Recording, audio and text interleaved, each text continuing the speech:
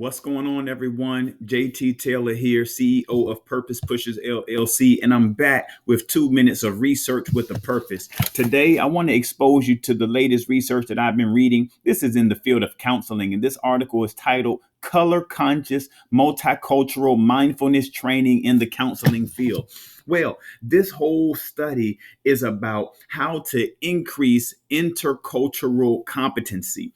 This article focuses on why we need to build cultural competence and why that is essential if you're working in the counseling field. This also applies to education. Anytime you're having to work with diverse individuals, you need to have an awareness for intercultural competence, multicultural competence, cultural competence, whichever one we want to discuss. But you need to have an understanding of diversity, inclusion, as well as equity.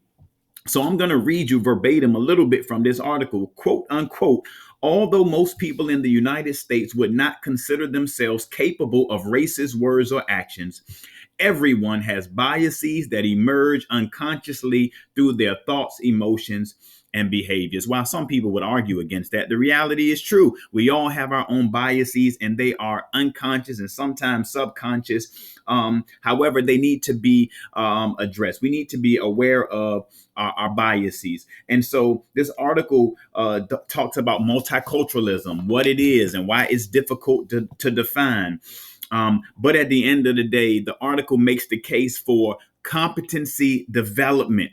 And it states, quote unquote, competency development requires continuous knowledge seeking and self-examination of worldviews, biases, values, and beliefs. It talks about how educational institutions often lack sufficient guidelines, modeling, and accountability related to race-conscious social justice training.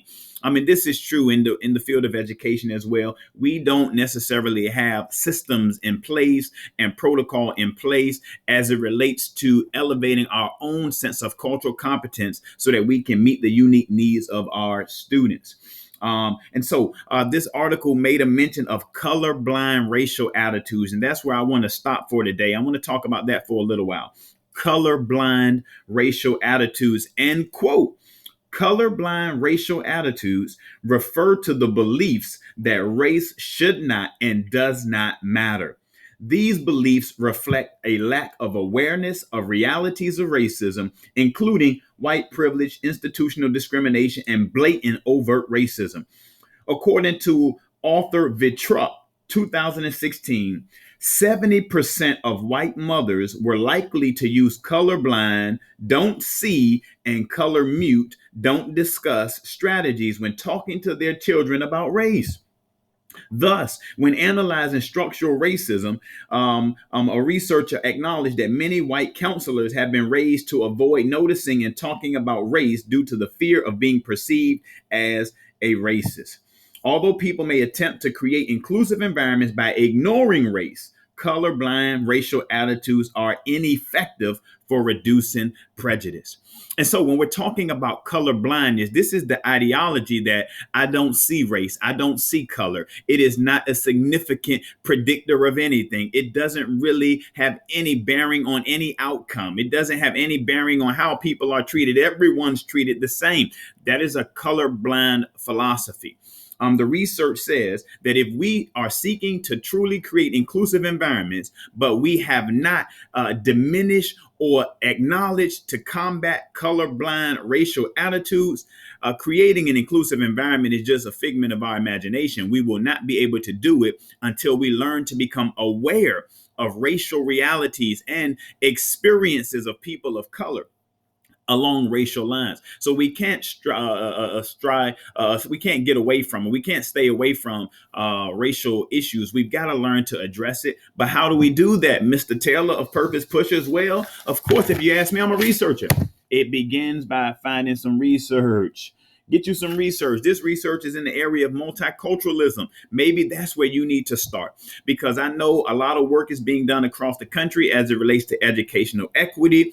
diversity and inclusion, things of that nature, well, guess what? You're not going to become an equity warrior or a champion for all students of demographic backgrounds in terms of culture, race, ethnicity, social economics. You're not going to be a true champion until you increase your awareness of what's really happening in students' communities, what's really happening in terms of their lived experiences. So you don't have enough time in a day to physically go into these communities to learn what's happening and learn how they're being treated and the perception that people hold toward them in terms of stereotypical beliefs and biases. So you're gonna have to do some research. But check this out. I'll save you some time. Come back here, subscribe to my channel, and I'll begin to share little snippets of scholarly articles and research with you at least once a week. And today we were talking about colorblind racial attitudes. We got to acknowledge that race does have an impact on people. There's a correlation between academic achievement along racial lines. And if we fail to recognize that, what we're going to subconsciously and unconsciously do is say that it is something wrong with those students, that they're not smart enough. That's why they're not achieving at a high level. And that can't be further from the truth. So we got to dig deep and say, how does race impact student achievement?